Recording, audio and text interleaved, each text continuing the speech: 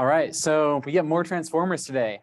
So to start off, we are going to toggle back over to these fun diagrams and yeah, see if you, on the left, we have our normal attention RNN, and on our right, we have a self-attention RNN. I'd like to invite you to turn to your neighbor and try to explain the difference between these both architecturally and the, I guess, kind of the implications, like how is self-attention an improvement upon normal attention?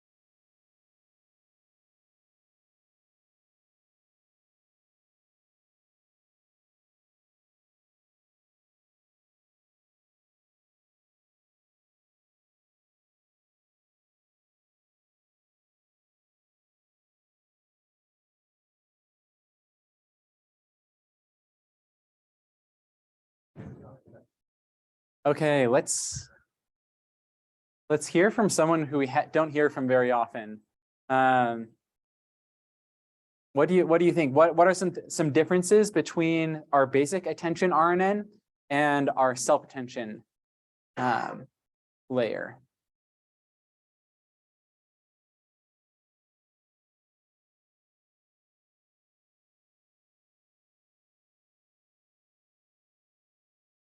Yeah.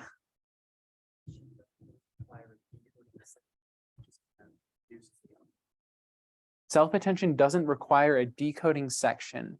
What exactly do you mean by that?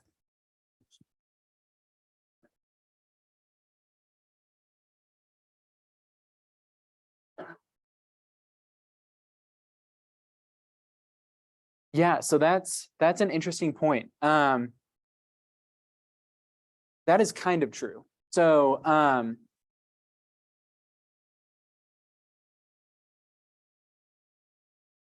so in this case, if you remember, there are two different many-to-many tasks, right? One many-to-many task is where you have to encode all of your input and produce, and then from there you decode sequentially, right? Another many-to-many task is where you tag, or where you are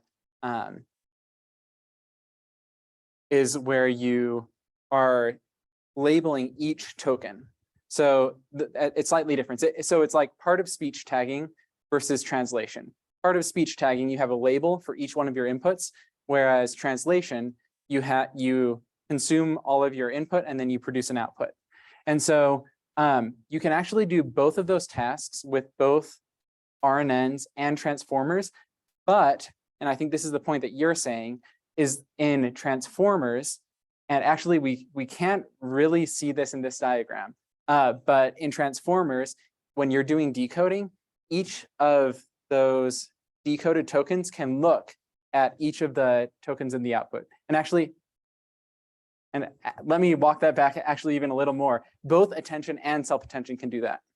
So both attention and self-attention allow you to, when you are decoding, to look at all tokens that have come before and not just a single vector, a single memory vector. So that is a great point as to the benefits of attention over RNNs. Here we're looking at attention on the left and then self-attention on the right. So all that to say, that's a great point about RNNs versus attention. Let's look specifically at attention versus self-attention now. Yeah, what other differences do you see? Yeah.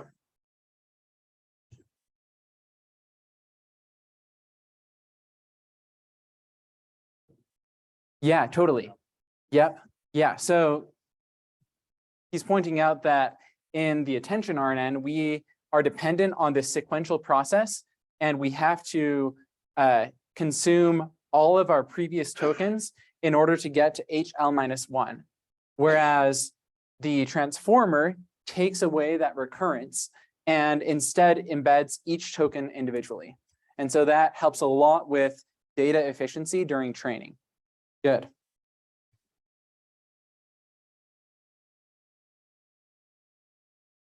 Talk to me about the dimensions. What is different about the dimensions of self-attention versus normal attention?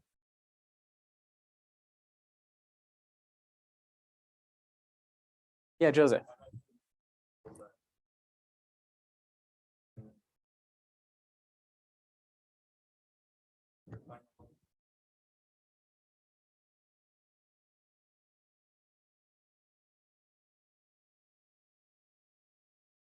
Exactly. Totally. Yeah. So that the point is that we have one context vector for attention and as many context vectors as we have tokens for self-attention. What does that mean what are the implications of that as far as being able to stack attention layers versus stack self-attention layers on top of each other? How many normal attention layers can we stack on top of each other? None. We can only have one because it reduces our entire sequence into a single vector. How many layers of self-attention can we have? As Jacob.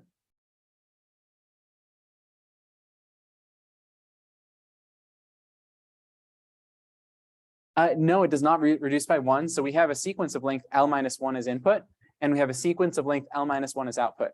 So we can have as many, good question, but yeah, we can stack as many self-attention layers on top of each other as we want. And that's what really allows us to learn these incredibly rich representations, is because we can basically take contextual information, use it to update all of our word representations. And now we have updated word representations that give us richer context for our next layer of gaining more context, and so on and so forth. All right, yeah, any questions on attention versus self-attention? Yeah, Tim.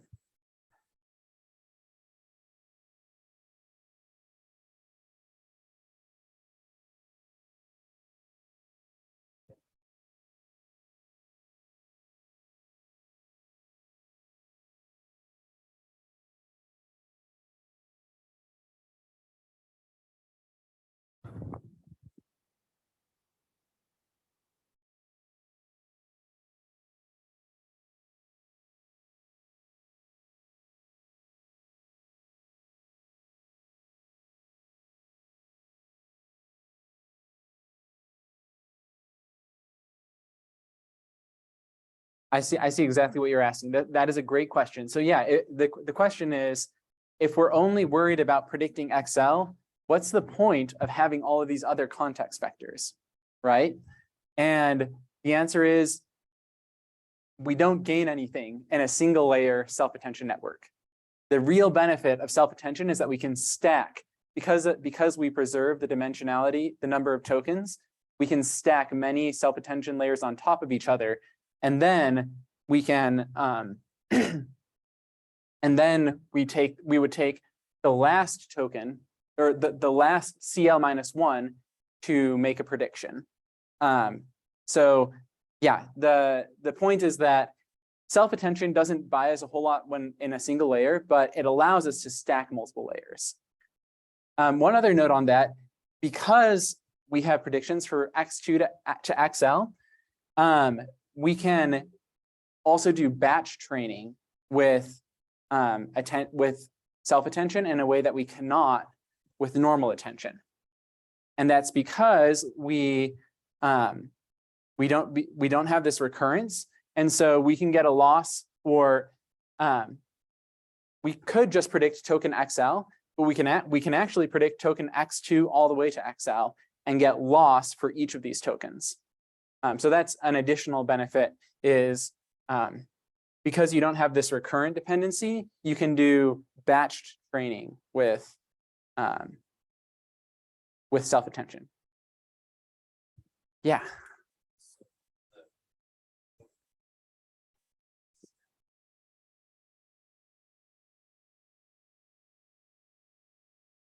Yeah, so so the practical limits are the same practical limits for basically any deep neural network having to do with computational cost, memory requirements, and vanishing gradients for very deep networks.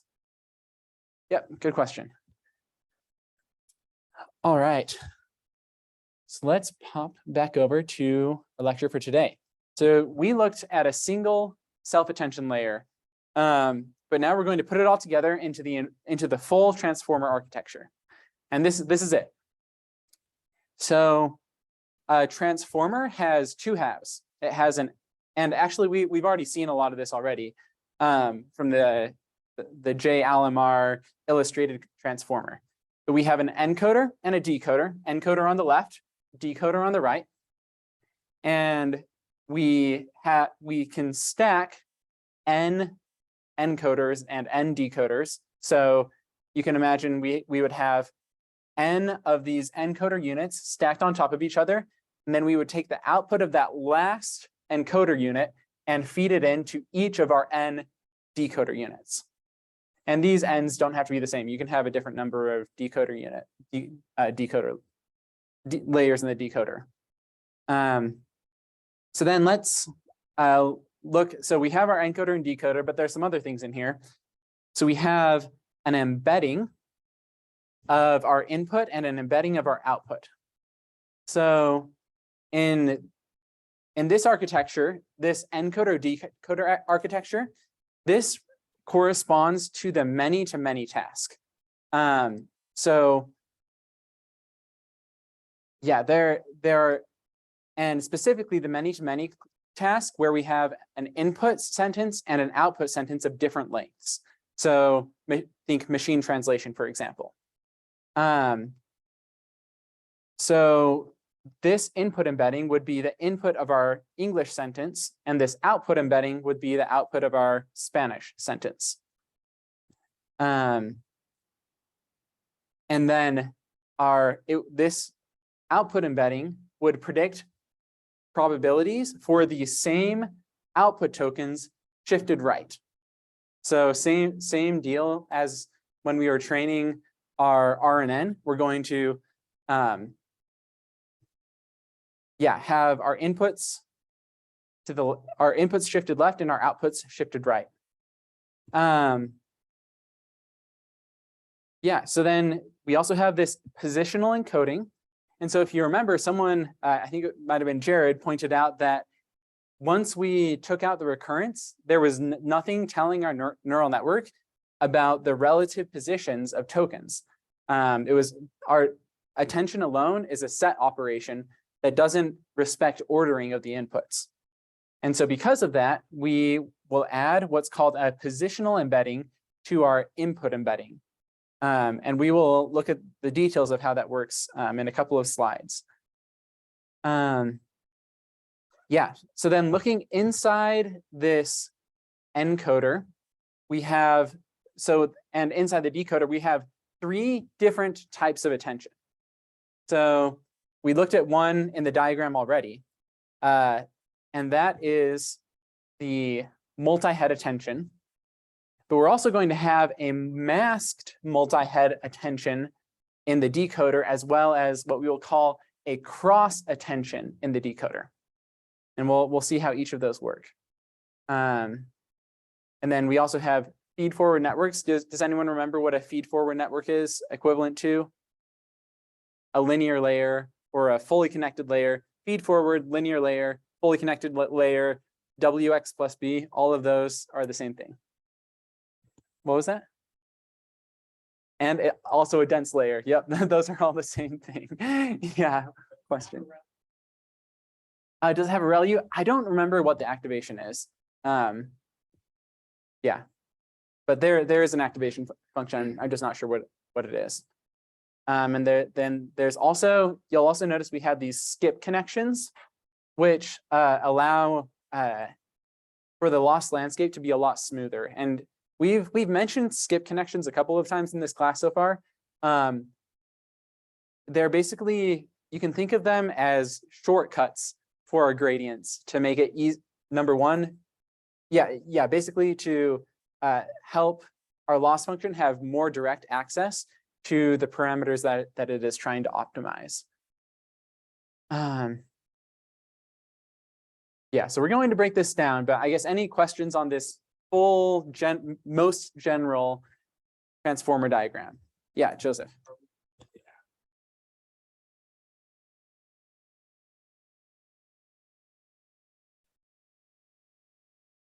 Yep. Yep. So we're going to take our input embeddings and our output embeddings and just add them together. Yep. All right. Yeah, another question.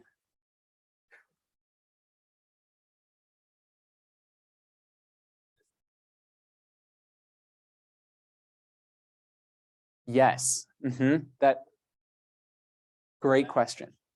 That is very intentional. That is very important. Yeah. So you're noticing that we're taking our encoder output and then feeding it into two arrows. And also, when you see an arrow split, you can think of that's just a copy. So when you have a split arrow, these are two copies of our input embeddings are being fed into this attention layer. And that's why we call this a cross attention layer. So spoiler alert, this is the part of the decoder that lets each of the decoding tokens look at each of the encoded tokens. Okay.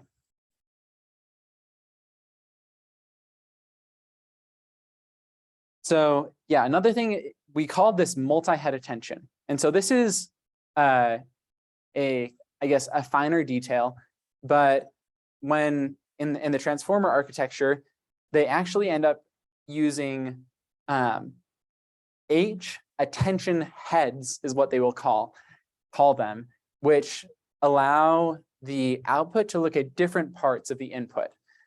So basically, it's as if you have like multiple sets of eyeballs, and if you want to like see what's going on in the room, you can be looking at the piano and the whiteboard and your neighbor at the same time. I don't know, or your notes. So it basically allows you to look multiple places at once to identify different features. Yeah. So and so that's what's represented here. But you can think of each head just performs normal attention. And then we also have this language where we use these variables Q, K, and V. So these refer to query, keys, and values, and Q, K, and V represent different transformations of our input embeddings. And so this is why I showed you the blog post first, is because this math doesn't make to me, it's kind of hard to see what's going on here. But now that we've seen the blog post comparing normal attention to self-attention, I think this will make more sense. So we take our what's called we call our queries and our keys, and we multiply this matrix with the query matrix with the transpose of the key matrix. And you may remember this might look kind of familiar from the style transfer lab. And remember that Q and K are very similar to each other. These are just basically the same input, but differing by a single linear layer. So do you remember seeing an operation in the style transfer lab where we multiplied a matrix by its transpose? Gram matrix, yeah, exactly. And so you can think of this QKT, and what did the gram matrix represent in that case? I heard similarity of what? Remember what the dimensions of the gram matrix were? Features, yeah. So in the case of our gram matrix, we were looking at the similarity of all of our features with each other. Now, this Q and K matrix is the dimensions are not features by features. It is the dimensions of QKT are L by L. Think about how you might be able to interpret that in the context of, say, natural language. What if we're taking the gram matrix of our sequence with itself? What do you think that L by L matrix might represent?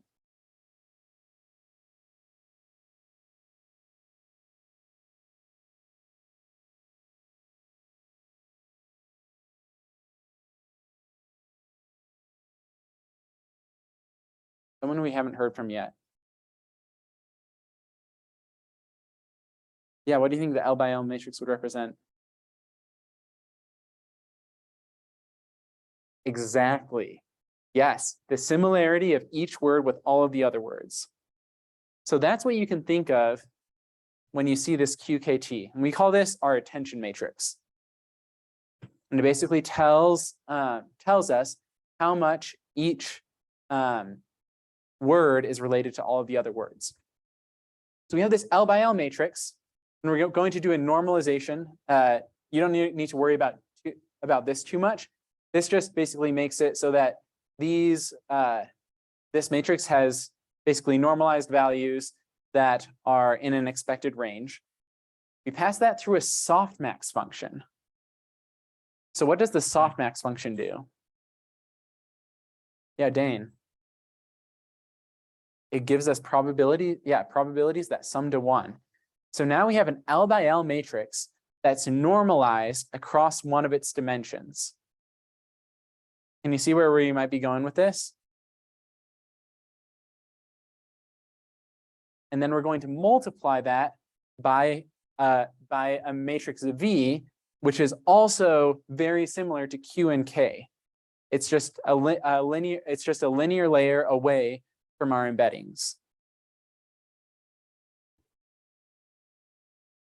And so I'm going to write this out.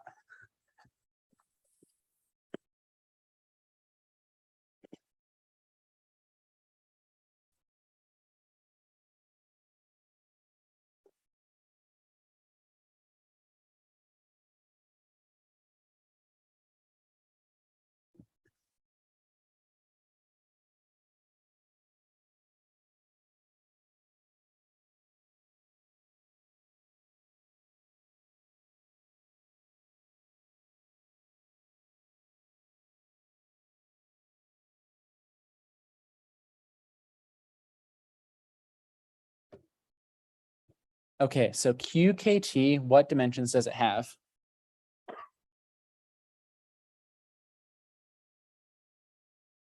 Just shout it out. A is L by L.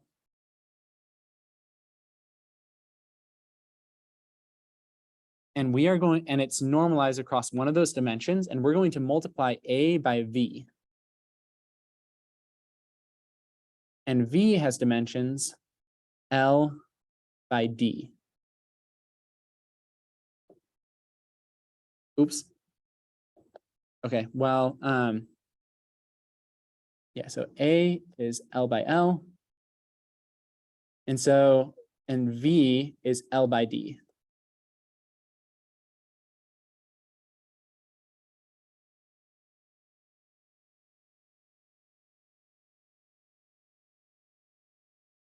And so what would be the output of A times V? The output dimensions? L by D. And if you remember, our attention matrix is normalized to sum to 1 across dimension 1, across the second dimension. So can you think of how you might interpret multiplying that attention matrix by the V value matrix?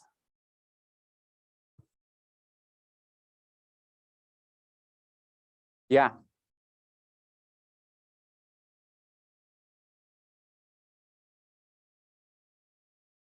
Yeah.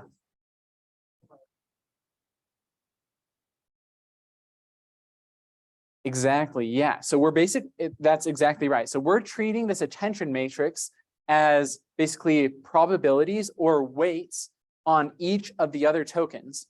And we are going to update each token with a weighted combination of the other tokens based on weights that came from our similarity or attention matrix. So each token is updated to be a weighted combination of other tokens based on its similarity to those tokens. I'm going to say that one more time. Pay really close attention, because if you can get this, then you get attention. In an attention layer, we are updating each token by making it a weighted sum of the other tokens based on its similarity to those other tokens.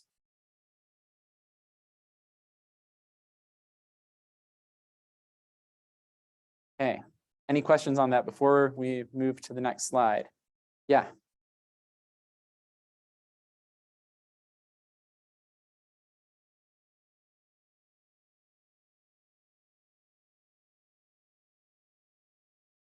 Yeah, totally. So our loss will back propagate through the entire network.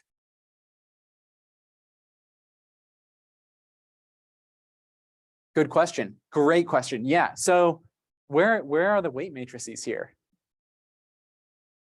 There's not. Yeah. What are we learning?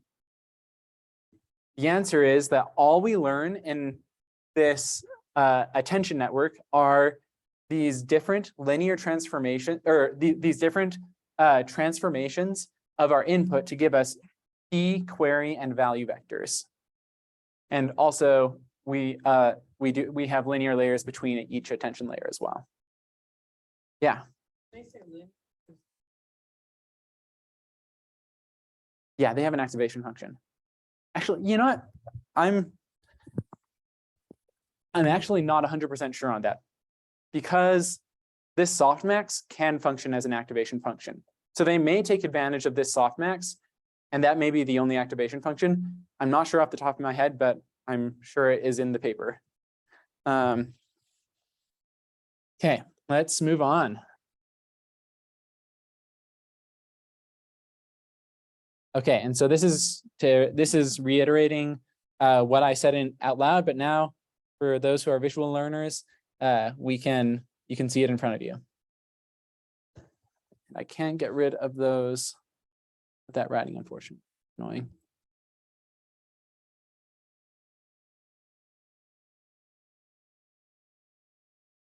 There we go. So in sequence-to-sequence attention, we compare one transformation of n hidden states to a different transformation of the hidden states to learn attention weights over a different transformation of our hidden states in order to update our hidden states. And so we will call these various transformations keys, queries, and values, where the first transformation is our query. And it's what we are trying to, these are the vectors that we are trying to learn context for. Our key vectors determine the compatibility of those queries with each of our different context tokens. And then our value vectors get multiplied by those attention weights.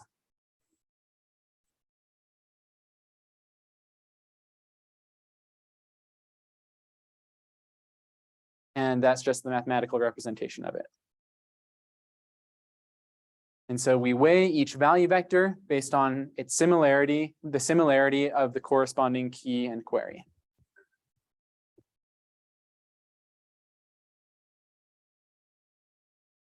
So if we're going to do the multi-head version of this, we will take eight different linear transformations of each input, run each of these transformations through our scaled dot product, and then concatenate the outputs and apply one more linear transformation. And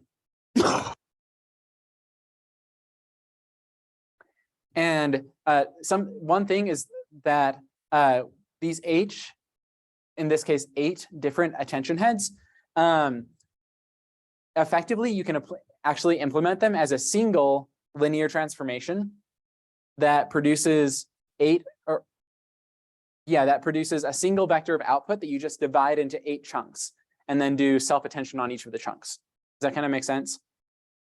So you can have 8 different linear layers, or you can just have a single linear layer and then you divide it in 8 chunks, and that's equivalent to, and so that's how a lot of implementations do it. Yeah.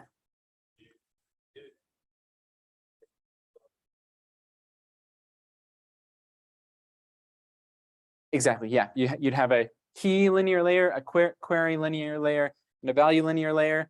You get the outputs of those, and then you just divide them in eight pieces, and then do self-attention on all of those eight different chunks. So what are K, Q, and V in our encoder? They are each transformations of the same thing. Pretty easy. Yeah.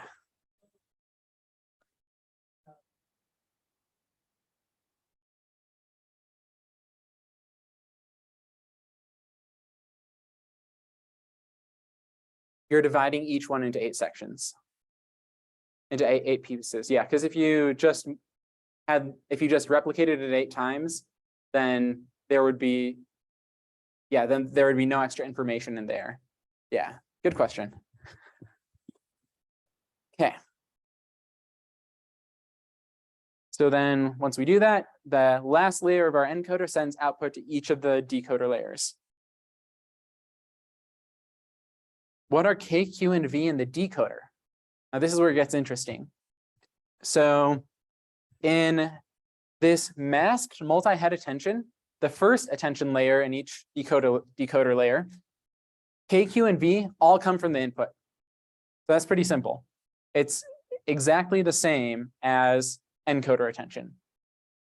The difference is, if you think about it, we are passing in as input to our decoder all of our target values, which should maybe start to send alarm bells off, because if we're trying to predict those values, then and we're allowing attention to happen, then it would be very, very easy for each token to just look at itself as it's going through the network, and then just learn the identity function without learning any real useful information. So for that reason, we apply what's called an attention mask. And the way that works is it is an upper triangular matrix that is multiplied by your attention matrix, making it so that each token can only see itself and the tokens that came before it. So that's different from our encoder. And our encoder, because like in the case of translating English to French, there's no restriction on any of the inputs seeing each other. We have no masking in the encoder, but in the decoder, we don't want to see the French words to be able to see the words that come after them. And so for that reason, we apply this triangular mask to that. So that's why we call it masked multi-head attention. Okay, so that's our first attention layer. Any questions on the masked multi-head attention? Yeah, Olivia.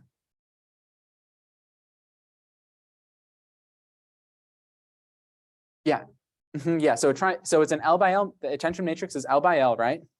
And an upper triangular matrix is a matrix that has non-zero values above the diagonal and 0 values below the diagonal. And so if we multiply our attention matrix by that upper triangular matrix, then all values below the diagonal are set to 0, which means that basically you have 0 attention between each token and the tokens that come after it. Okay, good question. Yeah, another question.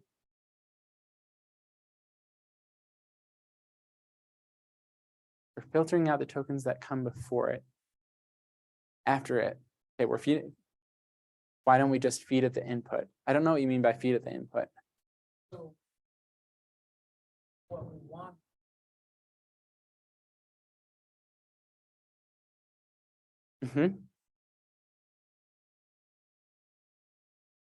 not all of the past stuff is in the input.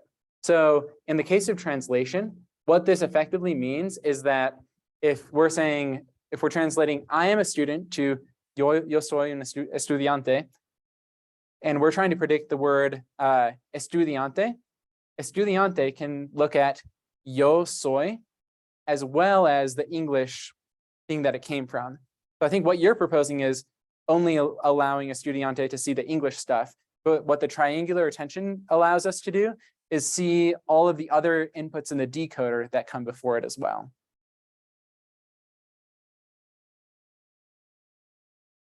What do you do at inference time? You can do the same thing. So, and you would use it in the same way that you would use an RNN. So you would predict a single token. So you probably, and this is actually a really important point. So heads up and pay attention. So at inference time, how do we use this? What we do is we pass a single start token into our decoder, as well as and then we have our normal input coming through the encoder.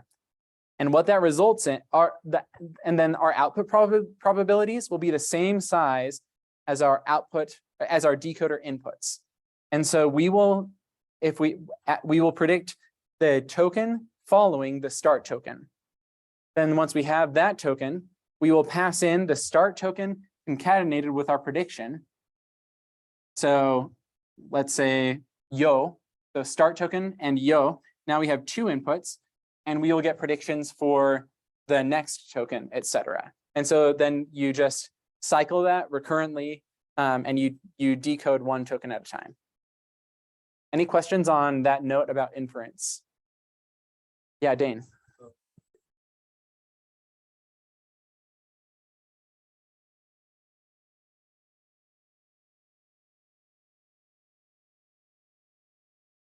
Yeah, so at inference, yeah, you'd have a different size input to your decoder at each step. Yeah, if you were doing it for a long time, for sure. Yep. Okay, another question.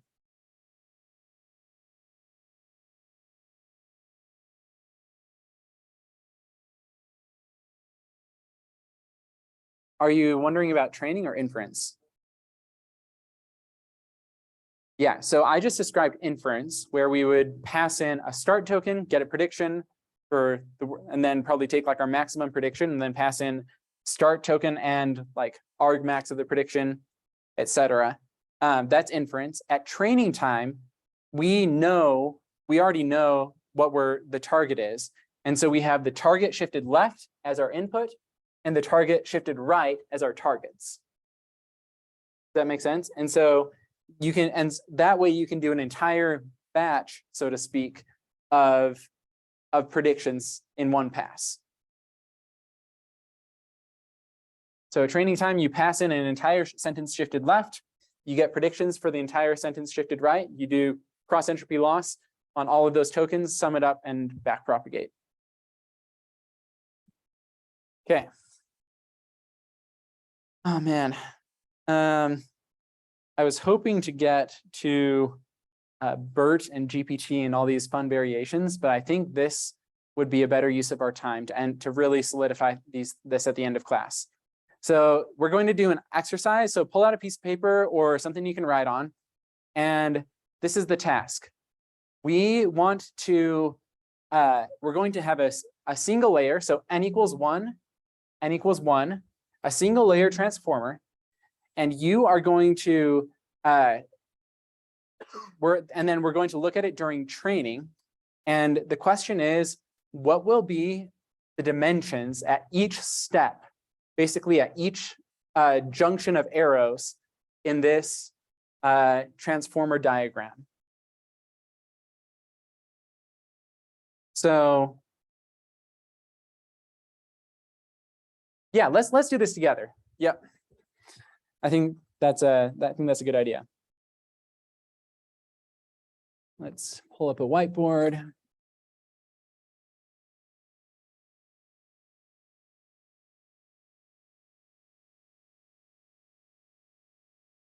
Okay.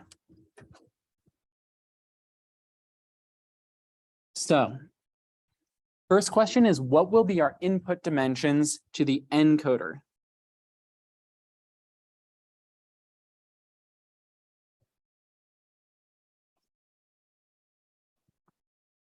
What was that?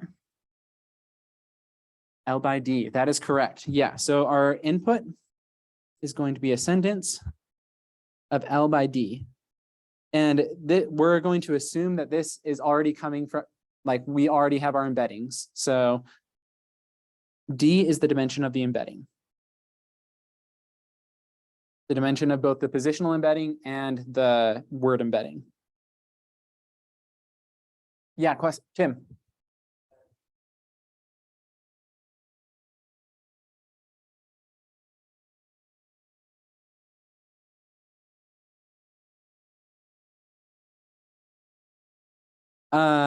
No, so good question. So the vocabulary, let's say the vocabulary is size D or is size V.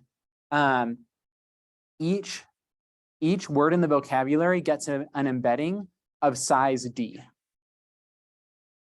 And so this is the NN dot embedding layer that you're using in your RNN lab. Same thing. Yeah, good question. Okay.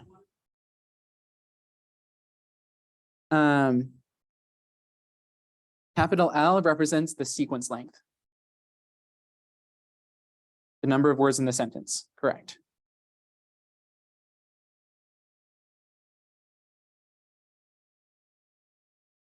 So good question.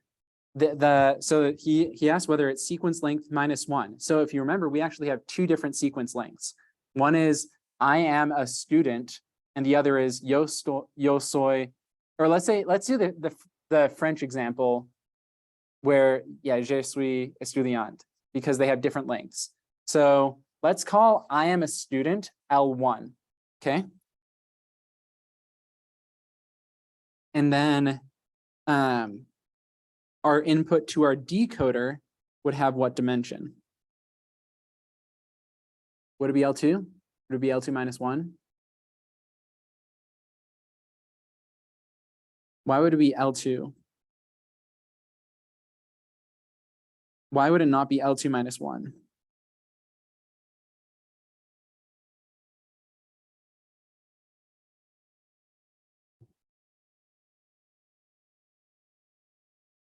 Because the input to our decoder, or like, why wouldn't it be +1? The answer, I'll tell you the answer. It's because our decoder, we will add a token, which is the start token, but we'll take away the end token because we aren't predicting anything for the end token. Although actually, we could also try. So it's actually probably a good idea to predict the end token as well. And so we're going to have our entire sequence length plus a start token, and we are trying to predict the entire sequence plus an end token. Okay, so we're going to make that L2 +1.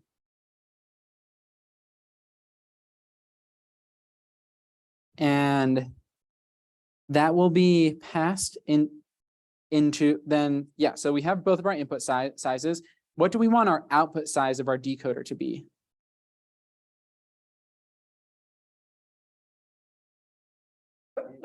L2 +1, exactly. Yep, because we're trying to predict each token plus the end token.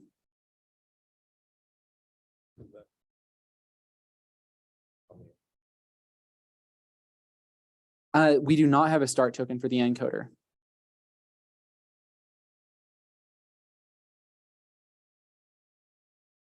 Okay, that is supposed to be a 2. I'm not going to try to mess with that anymore. Okay, and that's going to be L2 +1 by D. But eventually we want predictions for each of these tokens, correct? And so we're going to pass this through a linear layer. And what would you like that? What do you want the output of that linear layer to be if we want a prediction for each token?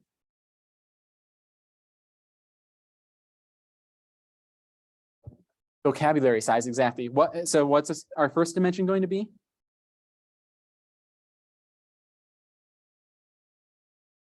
So we want something by V, which is our vocabulary size. What's our first dimension going to be?